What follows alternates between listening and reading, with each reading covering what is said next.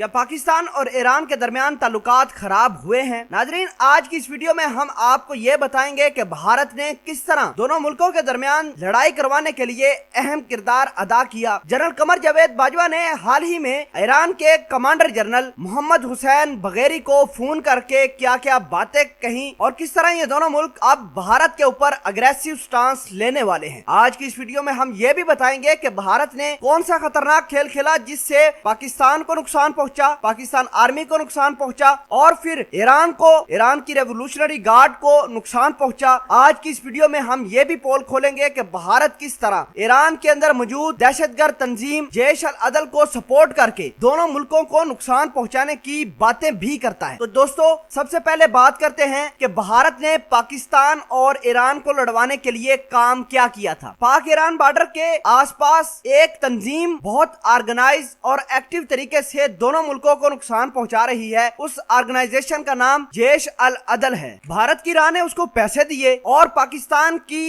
एक पार्टी जो पेट्रोलिंग कर रही थी उस पर उन्होंने अटैक कर दिया, जिसके नतीजे में पाकिस्तान के 6 सोल्जर्स शहीद हो गए, जिसमें एक मेजर भी शामिल था। और उसके बाद पाकिस्तान आर्मी और ईरान को लड़वाने के लिए भारत ने ये कार्ड खेला कि देखे जी, कभी ईरान वाले पाकिस्तान को आके मार जाते हैं, कभी ईरान के अंदर मौजूद रेवोल्यूशनरी गार्ड को पाकिस्तान वाले मार जाते हैं। तो इस तरह की मिसकंसेप्शन क्रिएट करने की भारत भरपूर कोशिश करता रहा। हालांकि ये जो धमाका हुआ, ये जो पाकिस्तान आर्मी को नुकसान पहुंचाया गया, इसमें सारी की सारी कहानियां और ताने बाने भारत की राह के साथ जुड़ते हैं। भारत की राह जैश अल अदल को पैसे देती है, वो पाकिस्तान के अंदर भी अटैक करती है और ईरान के अंदर भी अटैक करती है। नाज़रीन, भारत का गोडी मीडिया ये कहना शुरू कर दिया है कि पाकिस्तान और ईरान के दरमियान जंग होने वाली है, पाकिस्तान और ईरान बहुत बड़ी जंग का शिकार होने वाले हैं। जिस तरह अमेरिका को ईरान ने भगाया, अब पाकिस्तान की बारी है। इस तरह की गलत बकवासियात भारत वाले अपने न्यूज चैनल के ऊपर कर रहे हैं, अपनी वेबसाइट्स के ऊपर कर रहे हैं, ताकि दोनों मुल्कों की आवाम भी आपस में लड़े। तो हुआ कुछ यूं, पाकिस्तान के army chief general Qamar Javed Bajwa ने टेलीफोनिक राब्ता किया, ईरान के जो कमांडर हैं मेजर जनरल हसन बगेरी के साथ राब्ता करके तमाम की तमाम सिचुएशन डिस्कस की और ये भारत का स्टांस पूरी तरह उनके सामने रखा और बताया कि किस तरह भारत जैश अल अदल को पैसे देकर दोनों मुल्कों की फौजों को आपस में नुकसान पहुंचा रही है। आपको यह भी बता दें कि इससे पहले फरवरी 2019 के अंदर भी रेवोल्यूशनरी गार्ड की एक गाड़ी को